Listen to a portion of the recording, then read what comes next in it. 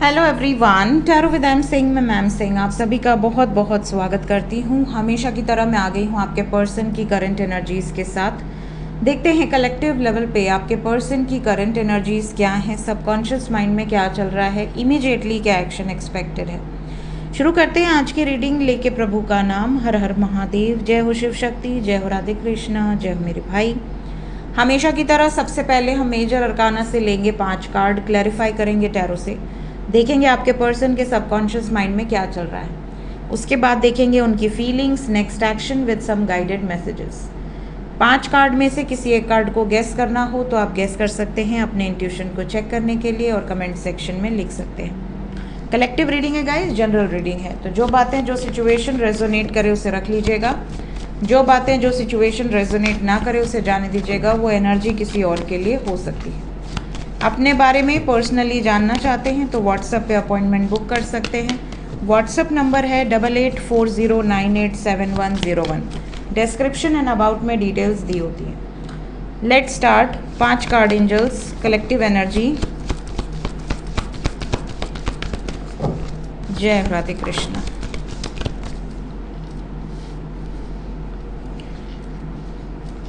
जय हो लक्ष्मी नारायण। 3 कार्ड और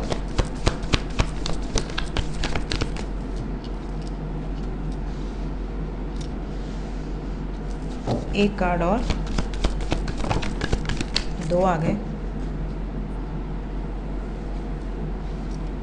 जय माँ।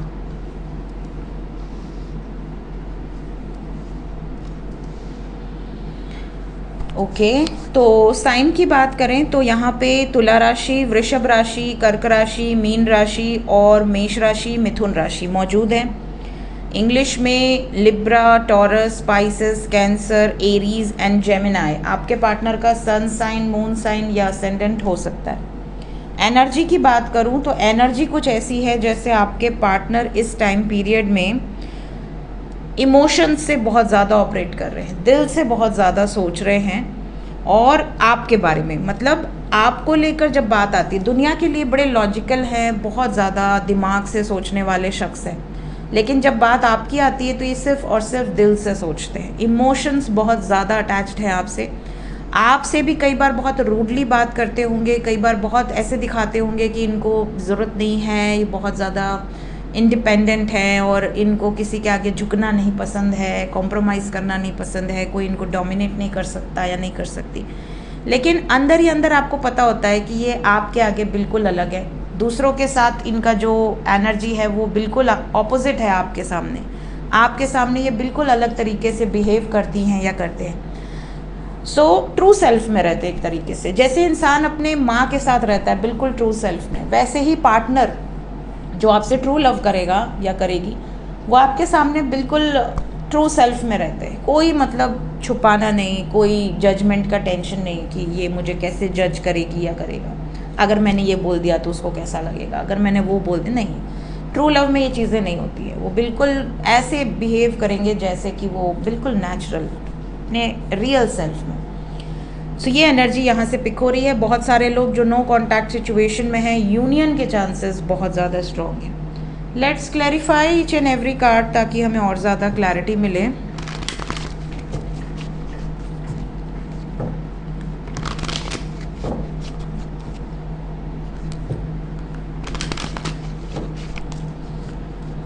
जस्टिस,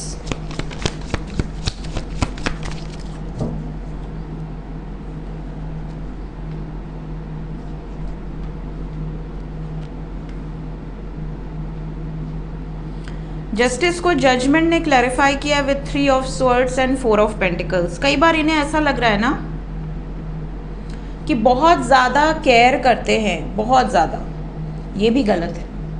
इन्हें ऐसा लग रहा है कि ये आपसे बहुत ज़्यादा प्यार करने लगे हैं, बहुत ज़्यादा केयर कर रहे हैं, तो शायद आप इसका फ़ायदा उठा रहे हैं। बिकॉज यहाँ पर 4 ऑफ पेंटिकल्स के साथ जजमेंट है विथ 3 ऑफ स्वर्ड्स। आप बार बार इन्हें तकलीफ दे रहे हो, बार बार इन्हें हर्ट कर रहे हो, बार बार इनके इमोशंस के साथ खिलवाड़ कर रहे हो, ऐसा इनको लग रहा है।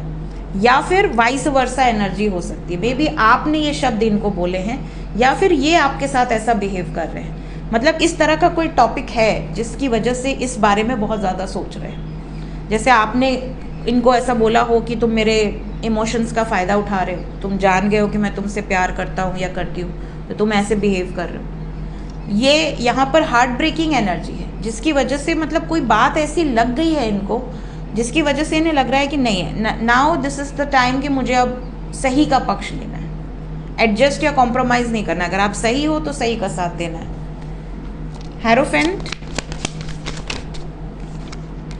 अगर ऐसी सिचुएशन है कि आप लोगों का रिलीजन अलग है, कास्ट अलग है, ट्रेडिशंस अलग है, या कोई अप्स एंड डाउन्स, किसी का कोई पास्ट है, तो ट्रेडिशनल वे में अगर माँ बाप नहीं मान रहे या फैमिली नहीं मान रही, सोसाइटी नहीं मान रही, और इस वजह से अगर ये आपको हर्ट किए थे पास्ट में कि शायद शादी नहीं हो पाएगी, आई एम सॉरी, मैं बंधा हुआ हूँ, मैं मजबूर हूँ, तो वहाँ पर भी चीज़ें यहाँ पे न्याय मिलने के चांसेस दिख रहे हैं। सडनली चीज़ें आपके फेवर में आ सकती हैं। वो आपको मैसेज या कॉल करके ये कह सकते हैं या कह सकती हैं कि नहीं, मैं तुम्हारे बिना नहीं जी सकता या नहीं जी सकती। इसके पहले ये आया था, तो हम पहले हैंगमैन को क्लैरिफाई करेंगे। भागने की कोशिश बहुत ज़्यादा की है इन्होंने, ऐसा नहीं है कि इन्होंने भागने की कोशिश नहीं की, आपको बड़ा इंतज़ार कराया है, बहुत भागने की कोशिश की है, क्योंकि ये मे बी रेडी ना हो रिलेशनशिप में आने के लिए। इनका पास्ट एक्सपीरियंस या तो उतना अच्छा ना रहा हो, तो कहीं ना कहीं अब आपसे बहुत ज़्यादा प्रेम है और अब ये आपको छोड़ना नहीं चाहती या नहीं चाहते, लेकिन इनके मन में एक डर है कि कहीं ऐसा ना हो कि ये आपको भी खो दें या आप इनको छोड़ दें, मे बी पास्ट एक्सपीरियंसेस के कारण थोड़ा सा एक फियर है इनके अंदर। मून, इमोशनली अगर ये आपसे दूरी बनाते हैं या डिस्कनेक्टेड होते हैं तो इनका मन नहीं लगता। आप इनसे बहुत प्यार करते हो, ये बात इनको भी पता है, और ये भी आपसे बहुत प्यार करते हैं, ये बात आपको ये बताना चाहते हैं या चाहती हैं। इमोशनली बहुत ज़्यादा अटैच्ड हैं। एम्परर, एम्परर को नाइट ऑफ कप्स ने क्लैरिफाई किया है विद एस ऑफ कप्स। आपके पर्सन किसी भी सिचुएशन में अगर जगल कर रहे थे, एक तरफ आप एक तरफ कोई और, तो इस टाइम पीरियड में आपके पार्टनर बिल्कुल दिल से आपकी तरफ एक्शन लेते हुए नज़र आएंगे, और चाहे आप मैरिड कपल हो या अनमैरिड कपल हो, दोनों से ये एनर्जी रेजोनेट करेगी। हाई प्रीस्टेस, आप दोनों के बीच में जो लोग आग लगाने का काम कर रहे हैं या मैनिपुलेट करने का काम कर रहे हैं, या कोई चैलेंजिंग सिचुएशन थी, झगड़े का कोई टॉपिक था आप दोनों के बीच में, या कोई अदर सिचुएशंस थे, तो आपके पार्टनर वहाँ पर आपका सपोर्ट करते, आपके लिए स्टैंड लेते नज़र आ रहे हैं, और आपकी तरफ मूवमेंट है। इंट्यूटिवली ये बहुत ज़्यादा, जैसे डीप थॉट्स क्रिएट करने के बाद कुछ डिसीजन लिया जाए, वो वाली एनर्जी यहाँ पर दिख रही है। द लवर्स, द लवर्स को टेम्परेंस ने क्लैरिफाई किया with 6 of cups and 9 of cups. आपके पार्टनर की विश है, आपके पार्टनर की विश है, आपको किसी भी हाल में आपके पर्सन खोना नहीं चाहते। अगर आप दोनों में कोई मिसकम्युनिकेशन हुई है, कोई मिसअंडरस्टैंडिंग हुई है, तो ये रिजॉल्व करेंगे, पेशेंटली रिजॉल्व करेंगे। सो जितने भी लोग स्ट्रेस में हैं, टेंशन ले रहे हैं, मत लीजिए, पेशेंस रखिए, लेट गो कीजिए, सही समय पर चीज़ें अपने आप आपके फेवर में आ जाएंगी। अगर आप दोनों का भाग्य एक दूसरे से जुड़ा है, तो दुनिया में किसी के अंदर इतनी क्षमता नहीं है कि आप लोगों को अलग कर सके। डिवाइन एनर्जीज कहीं ना कहीं आप लोगों को मिलवा कर रहेंगी, प्रोटेक्ट करेंगी। सो घबराने की कोई बात नहीं है। Let's check current feelings, subconscious में क्या चल रहा है इस वक्त आपको लेकर। आपके पर्सन की फीलिंग्स क्या हैं आपके लिए।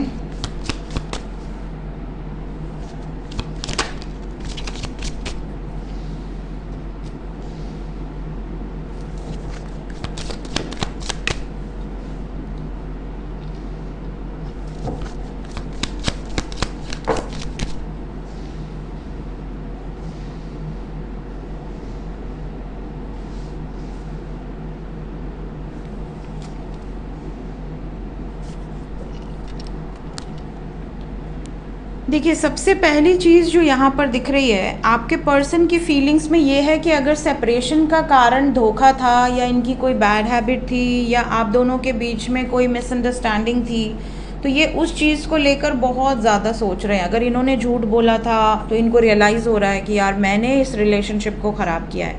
अगर इन्होंने कोई गलती की थी या आपसे कोई गलती हुई थी, तो ये इनको अंदर ही अंदर बहुत ज़्यादा परेशान कर रहे हैं। इन्हें ऐसा लग रहा है कि यार मैं जी भी नहीं पा रहा उसके बिना, दूरी भी नहीं बना सकता या नहीं बना सकती। बहुत ज़्यादा अटैचमेंट है, बहुत ज़्यादा इमोशनली आप लोग कनेक्टेड हैं। लेकिन कहीं ना कहीं इन्हें ये ज़रूर एहसास हो रहा है कि कुछ चीज़ें ऐसी हैं जो हार्ट टू हार्ट अगर हम दिल से बात करें, एक्सेप्ट करें और चीज़ों को रियलाइज़ करें कि हाँ मुझसे गलती हुई है, आगे से ये गलती नहीं होगी, तो चीज़ें शायद सुधर सकती हैं और हम दोनों की मैरिज हो सकती है। अगर मैरिज ऑलरेडी हो चुकी है और उसके बाद ये चीज़ें हुई हैं तो मैरिज सुधर सकती है। ये चीज़ आपके पर्सन को डेफिनेटली फीलिंग्स में दिख रहा है कि रियलाइज़ हो रही है। ये उन मोमेंट्स को फिर से एंजॉय करना चाहते हैं, उन मोमेंट्स को बहुत ज़्यादा याद कर रहे हैं जो मोमेंट्स आपके साथ इन्होंने गुजारे हैं। बहुत ही जो स्वीट मेमोरीज़ हैं उसको बहुत ज़्यादा रिकॉल कर रहे हैं। इनकी फीलिंग्स में ये भी है कि या तो ये बहुत कंट्रोलिंग हो जाते हैं कई बार आपको लेकर, या आप बहुत ज़्यादा कंट्रोलिंग हो जाते हो इनको लेकर।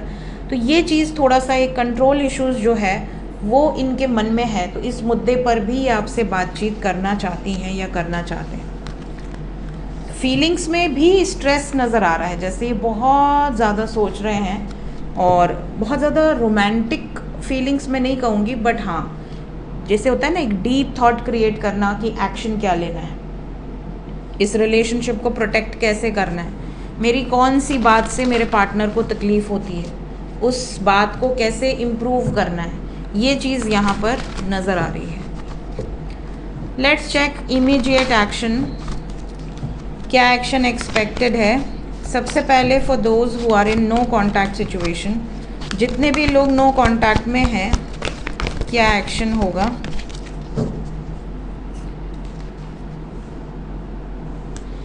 कमिंग 6 आवर्स टू 24 आवर्स बहुत ज़्यादा बातचीत नज़र नहीं आ रही। जो लोग नो कांटेक्ट में हैं, लकी वंस 24 घंटे के अंदर बात हो सकती है कुछ लोगों की। ज़्यादातर लोगों की बातचीत कम से कम 5 से 6 दिन लगेंगे, 5 से 6 दिन लग सकते हैं, या 50 to 60 आवर्स कम से कम लग सकते हैं।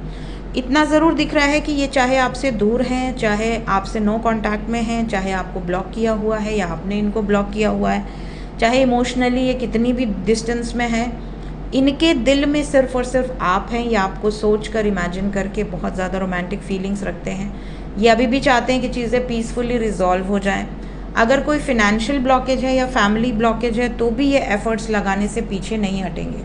आपके बिना बिल्कुल मन नहीं लग रहा है, हालांकि दुनिया के सामने बहुत पावरफुल दिखाने की कोशिश कर रहे हैं। कमिटमेंट आपको देना चाहते हैं, बहुत ज़्यादा अटैच्ड हैं, but vision is not clear. अभी भी ब्लॉकेजेस बहुत ज़्यादा हैं।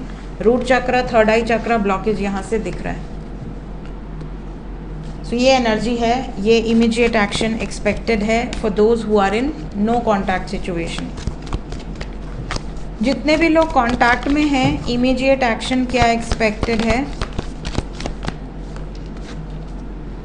जितने लोग कांटेक्ट में हैं,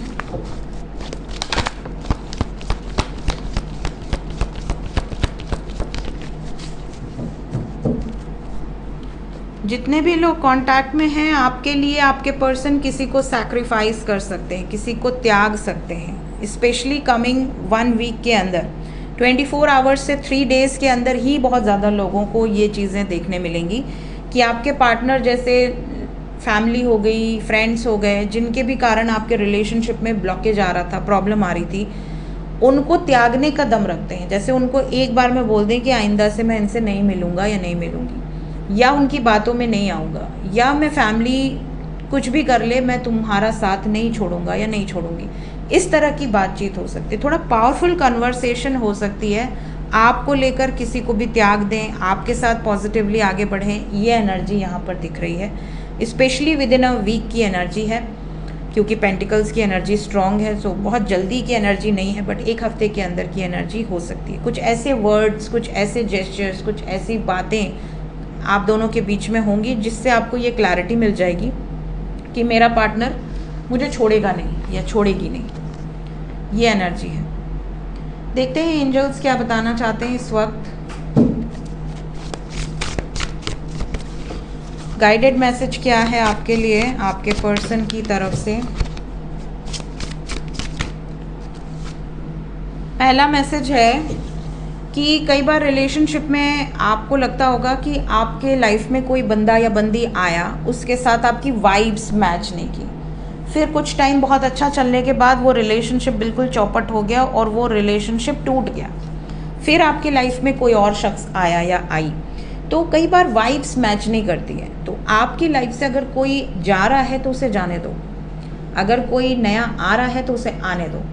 अगर ऐसी सिचुएशन हो रही है कि चीज़ें आपके बस में नहीं है, so just free yourself, just let it go. जो होगा बेस्ट होगा, जो भी ईश्वर आपके लिए लिखे हैं वो बेस्ट लिखे हैं। जिसका जितना जितना कर्मा है आपके साथ, वो उतना ही साथ निभा पाएगा। अगर कोई आपकी लाइफ में सिर्फ दुख देने के लिए आया है, दर्द देने के लिए आया है, तो वो दुख और दर्द देकर ही जाएगा, आप उससे बच नहीं सकते, चाहे आपकी वाइब्रेशन कितनी भी हाई हो लो हो। अगर आपकी लाइफ में कोई सुख देने आया है, कोई आपको बहुत अच्छी मेमोरीज़ देने आया है, तो वो अच्छी मेमोरीज़ देगा ही देगा, चाहे आप कितना भी उसको रोकने टोकने का प्रयास कर लो।